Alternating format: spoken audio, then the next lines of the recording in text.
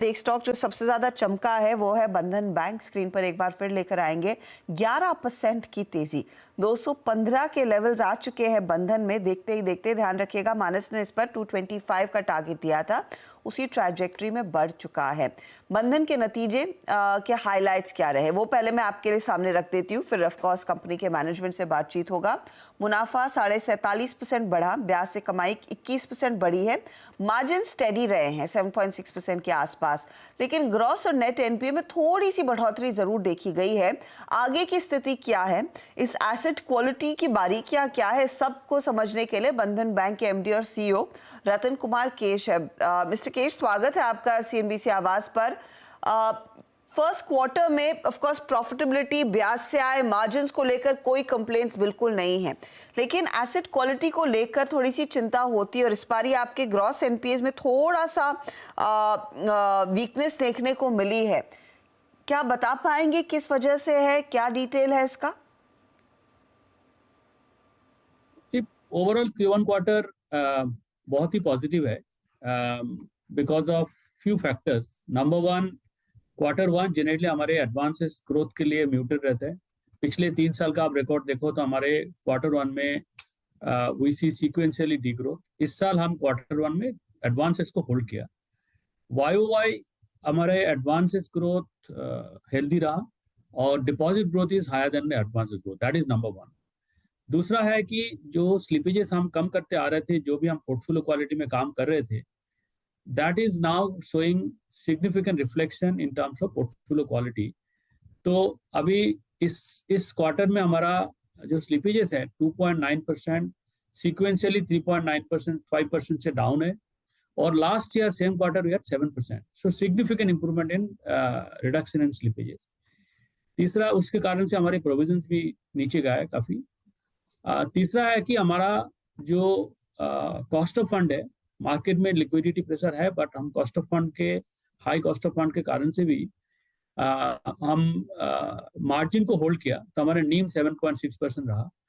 और specifically on portfolio quality आप जो पूछ रहे हैं कि जो हमारे डीपीडी पूल है ईबी बिजनेस का, micro finance and EB business, उसमें अब डीपीडी पूल ऑलमोस्ट हाफ हो गया हमारे पिछले 5 क्वार्टर में। Q1 last financial year 2,800 crore, वो अभी डाउन होके 1,400 के आसपास है। तो I think put together this quarter has been very good, and going forward हमें लगता है कि ये पॉजिटिव मोमेंटम हम कंटिन्यू करेंगे। तो गोइंग फॉरवर्ड एसेट क्वालिटी में क्या सुधार के का आश्वासन आप हमें दे सकते हैं? क्या गाइड कर पाएंगे स्थिति क्या है, और लिक्विडिटी स्पेशली कैसी देखने को मिलेगी?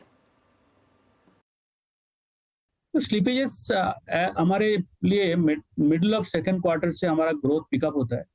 Q3, Q4 सिग्निफिकेंट ग्रोथ आता है।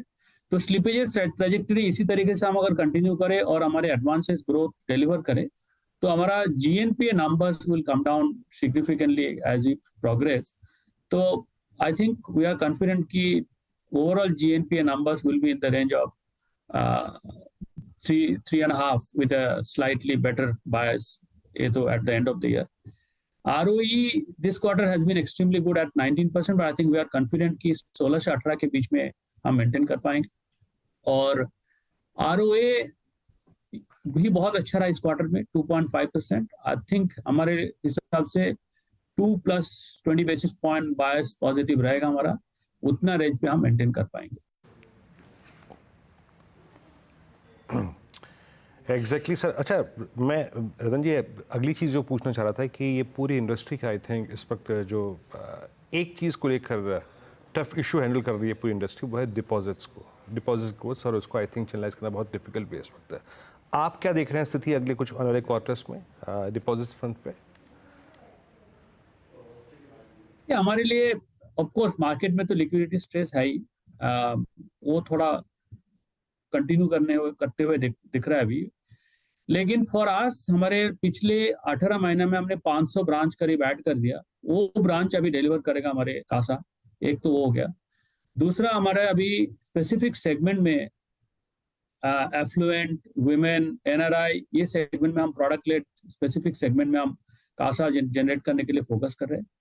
तीसरा, हमारा जो कोर बैंकिंग ट्रांसफॉर्मेशन हमने कर दिया अक्टूबर 2023 में, उसके बाद हमारे पास अभी करंट अकाउंट गार्नर करने के लिए जो ट्रांजैक्शन बैंकिंग प्लेटफॉर्म कैपेबिलिटी हम बिल्ड कर रहे हैं. सो पुट टुगेदर हमारे पास टेक्नोलॉजी कैपेबिलिटी आया है अभी, और product led capability, segment led capability से खासा जनरेशन करना, प्लस 500 नए ब्रांच जो है उससे हमारे को काफी डिपॉजिट कैपेबिलिटी हमारा इंप्रूव हो रहा है. और बंधन बैंक तो traditionally we have delivered very strong deposit franchise capability, तो वो कंटिन्यू करेंगे हम. वी आर क्वाइट होपफुल कि we will be able to continue deposit led growth in the bank. Sir, जो आपका माइक्रो फाइनेंस बुक है उसमें क्लियरली आई थिंक थोड़ा सा सिचुएशन टफ है, स्ट्रेस नज़र आ रहा है. आने वाले क्वार्टर्स में यहाँ पे स्थिति कैसी दिखती है आपको?